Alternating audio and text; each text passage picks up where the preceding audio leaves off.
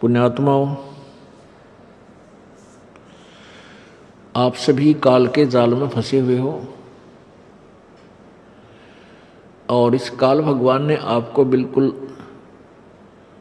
ज्ञानहीन बना दिया है। इस काल भगवान ने अपने को केवल यहीं तक सीमित कर दिया है कि संतानों उत्पत्ति कीजिए, उसके बाद इनकी परवरिश करो, फिर इनका विवाह कर दो और फिर आप बेशक मर जाओ। पुण्यात्माओं, संतान उत्पत्ति, इनकी परवरिश, विवाह शादी, जो भी फिर इन बच्चों के निमित्त इनके भाग्य में, उनके जीवन में जो कुछ भी घटना घटनी है वो पूर्व निर्धारित है। और हम सभी भी अपने प्रारब्ध को ही पूरा करने के लिए यहाँ आए हुए हैं। प्रारब्ध वो जीवन है, एक मानव जीवन या एक प्राणी जीवन है जिसमें पूर्व जन्म के संस्कारों का ही आपको भोग प्राप्त होता है। उसको आप भक्ति ना करोगे तो भी भोग रहे हैं और भक्ति करोगे तो भी आप उस प्रारब्ध को तो भोग ही रहे हो। जो आपके प्रारब्ध में है वो तो आपको मिलेगा ही मिलेगा।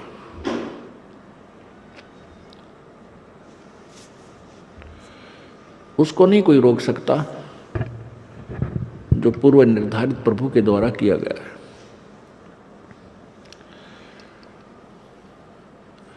इसके साथ साथ हम परमात्मा की भक्ति साधना शुभ कर्म नहीं करते, ये हमारी भूल है। आज कोई दुखी है तो अपने पुण्य से, अपने पाप से, कोई सुखी है तो अपने पुण्य से। ये पुण्य और पाप कब हुए थे? पूर्व जन्म में, पूर्व जन्मों में, पहले के जन्मों में, जब आप कभी मनुष्य जीवन में थे। तो उन पुण्य और पापों का आपको अब भोग प्राप्त है। जिसके पुण्य अधिक हैं उसी रेशो में, उसी अनुपात में उसके पुण्य अधिक प्रारब्ध में प्रवेश कर दिए गए, मिला दिए गए। जिनके पाप अधिक हैं उनके पाप इस प्रारब्ध में अधिक मिला दिए गए हैं।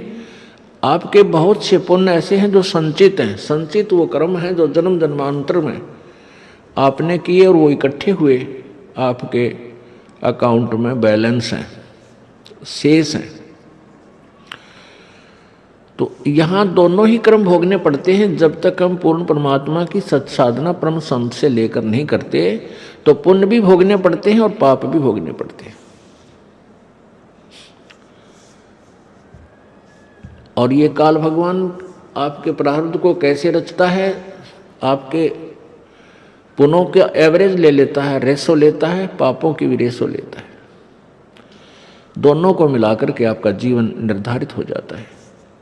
जिनके पाप घने हैं वो दुखी घने, जिनके पुण्य अधिक हैं वो आज सुखी नजर आते हैं। उनके पास कार, कोठियां, संपत्ति, संतान अच्छी है।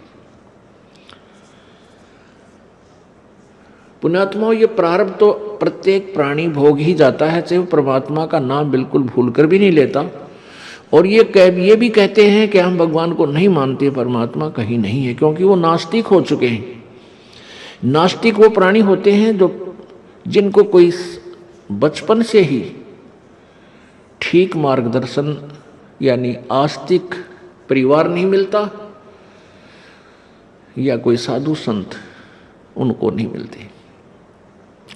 जो बिल्कुल नास्तिक हैं, शराब पीते हैं, मांस खाते हैं, बकवाद गढ़ते हैं और वो आजीवन सुखी नजर आते हैं, जो यहाँ का हम सुख मानते हैं, और मर भी आसानी से जाते हैं। उनकी मृत्यु भी विशेष कष्टदायक नहीं होती।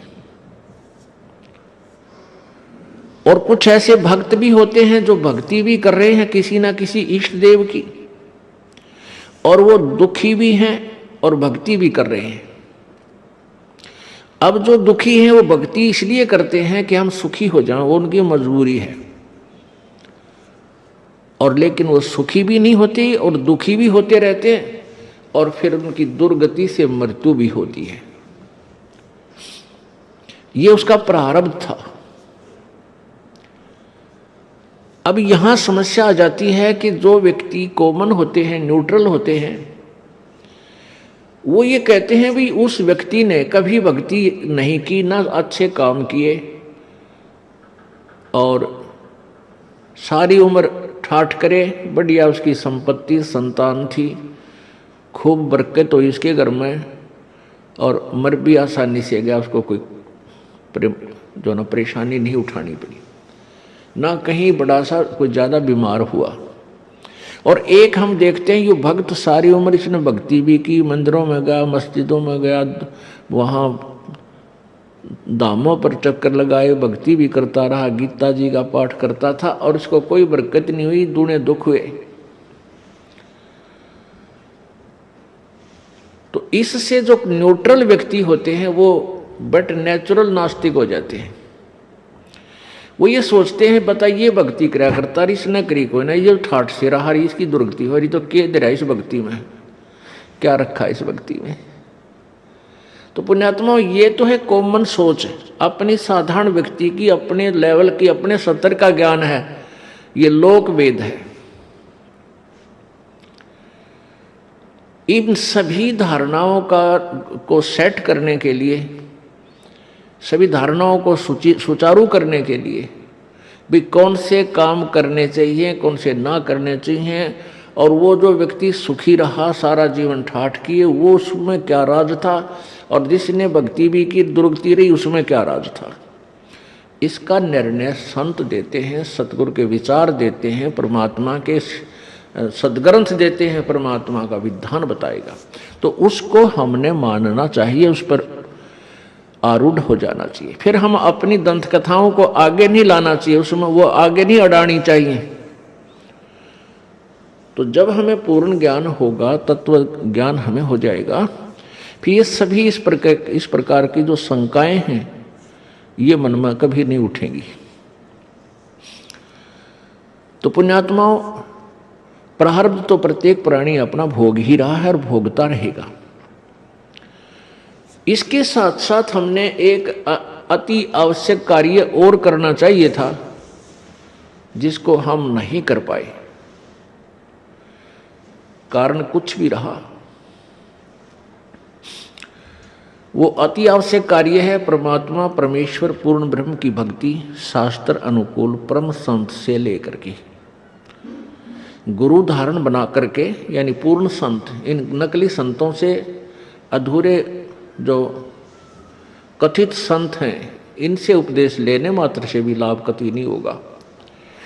अब जैसे वो व्यक्ति भक्ति भी करता था दूसरा, और एक नहीं करता था, एक वो सुखी भी रहा, दूसरा भक्ति करते करते भी दुखी रहा, तो प्रथम तो उसके प्रारब्ध था, उसके दुख थे, उसमें पाप गणे कर रखे थे किसी जन्म में, वो उसने भोगे।